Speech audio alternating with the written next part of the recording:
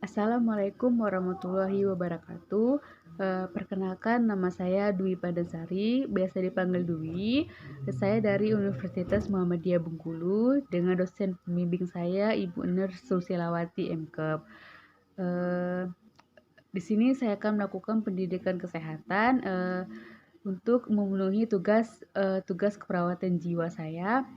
Eh, baiklah Ibu, baiklah Ibu Bapak, sesuai janji kita kemarin bahwa hari ini kita akan melakukan pendidikan kesehatan kepada anak Bapak, yang dimana anak Bapak ini mengalami perilaku kekerasan ya.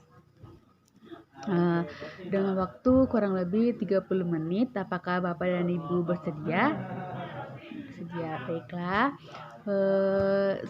Sebelumnya apakah Bapak dan Ibu ini tahu perilaku kekerasan itu apa? Baiklah. Nah, jadi perilaku kekerasan ini adalah suatu keadaan di mana seseorang melakukan tindakan yang dapat membahayakan secara fisik, baik terhadap diri sendiri, orang lain maupun lingkungan. Kemudian penyebabnya itu ada faktor predisposisi.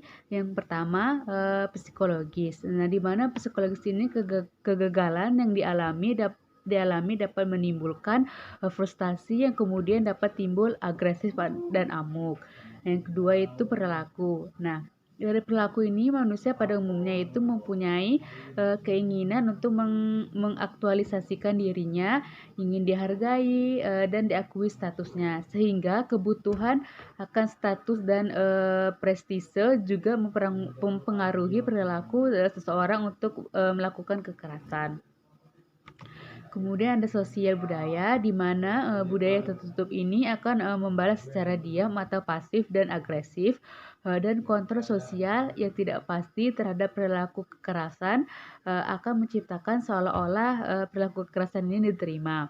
Nah, yang kedua itu ada faktor presipitasi, yang dimana ini faktor presitasi ini dapat bersumber dari klien, lingkungan atau interaksi orang lain. Kondisi klien seperti kelemahan fisik, keputusan, ketidakberdayaan, percaya diri yang kurang dapat menyebabkan perilaku kekerasan.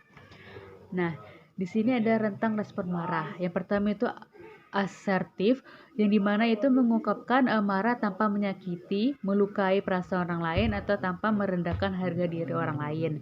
Nah, yang kedua itu frustasi. Nah, dimana ini frustasi ini respon yang timbul akibat gagal mencapai tujuan atau keinginan yang tidak realistis. Di mana frustasi ini dapat dialami sebagai suatu ancaman dan kecemasan. Akibat dari ancaman tersebut dapat menimbulkan kemarahan. Nah, ada rentang juga pasif respon di mana individu tidak mampu mengungkapkan perasaan yang dialami. Jadi perasaan yang tidak dapat diungkapkan itu dia hanya pendam atau kurang percaya terhadap orang yang menanyakan atau kurang percaya terhadap seseorang yang ingin dia ceritakan. Kemudian agresif. Nah, dari perilaku yang menyertai marah namun masih dapat dikontrol oleh individu. Orang agresif ini biasanya tidak mau mengetahui hak orang lain. Dia berpendapat bahwa setiap orang harus bertarung untuk mendapatkan kepentingan sendiri dan mengharapkan perlakuan yang sama dari orang lain. Nah, ada tanda dan gejala dari perilaku kekerasan itu. Yang pertama itu fisik. Nah, dari fisik ini kita bisa melihat bahwa muka merah, tegang dan mata melotot, tangan mengepal, kemudian rahang mengantuk, postur tubuh kaku dan jalan mondar-mandir. Nah, kemudian yang kedua ini verbal. Dari verbal ini kita bisa melihat bicaranya kasar, suara tinggi, membentak atau berteriak, mengancam secara verbal atau fisik, juga mengumpat dengan kata-kata kotor atau kita biasa sering bilang itu mencarut, mengeluarkan kata-kata kotor, dan juga suara keras atau ketus. Nah, yang dialami oleh Bapak Tuan W ini dia sering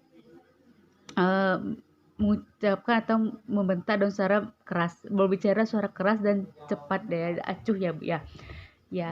Kemudian ada perilaku. Nah, kita bisa lihat dari perilaku ini melempar atau memukul benda atau orang lain, dan juga menyerang orang lain, mulai melukai diri sendiri, orang lain, atau merusak lingkungan. Nah, dari emosi ini tidak ada kuat, tidak aman dan nyaman, rasa terganggu, dendam dan jengkel, tidak berdaya, bermusuhan, mengamuk, ingin berkelahi, menyalahkan dan menuntut. Nah, ini ada akibat dari perilaku kekerasan, yaitu di mana melakukan tindakan berbahaya bagi dirinya, orang lain maupun lingkungan. Nah, seperti menyerang orang lain, memecahkan perabotan, membakar rumah, dan lain-lainnya. Kemudian di sini ada peran keluarga dalam penanganan perilaku kekerasan. Nah, jadi bapak-bapak dan ibu-ibu bisa melakukan penanganan sendiri mandiri di rumah dalam penanganan perilaku kekerasan ini. Jika anak atau pasiennya itu kambuh, yaitu menjaga terjadi mencegah terjadinya perilaku amuk itu dengan pertama itu menjalin komunikasi yang harmonis dan efektif antara anggota keluarga. Nah, jadi kita sebagai anggota keluarga dalam satu rumah itu kita harus menjalin komunikasi yang harmonis atau yang baik. Jadi kita sering mengajak keluarga kita berbicara atau menanya keluh kesah, sehingga dia itu beranggapan bahwa dia itu dianggap atau merasa bahwa dirinya itu ada. Kemudian itu yang kedua itu saling memberi dukungan secara moral apabila ada anggota keluarga yang berada dalam kesulitan. Nah, jadi kita harus juga saling menolong jika anggota keluarga kita itu mengalami kesulitan, dan kita juga harus memberi dukungan dan semangat terhadap yang dialami oleh keluarga kita. Kemudian juga yang kedua itu ada mengontrol perilaku kekerasan dengan mengajarkan klien satu, menarik nafas dalam, kemudian mendampingi klien dalam minum obat secara teratur, kemudian memukul-mukul bantal, dan keempat itu bila ada sesuatu yang tidak disukai, anjurkan klien mengucapkan apa yang tidak disukai klien, kemudian melakukan kegiatan keagamaan seperti berwudu dan bersolat. Nah, jadi saat pasien itu mengamuk atau kambuh, kita bisa mengajarkan pasien cara menarik nafas dalam. Dengan cara itu kita anjurkan pasien untuk tarik nafas melalui hidung, tahan 2-3 detik, kemudian keluarkan melalui mulut, dan diulangi secara teratur sampai rasa emosi dan kesal itu menghilang atau mereda. Kemudian itu mendampingi klien dalam minum obat secara teratur. Nah, jadi kita sebagai orang anggota keluarga, kita harus mengingatkan bahwa saatnya minum obat, atau mengingatkan dan mendampingi keluarga kita minum obat dengan prinsip 6 benar tadi.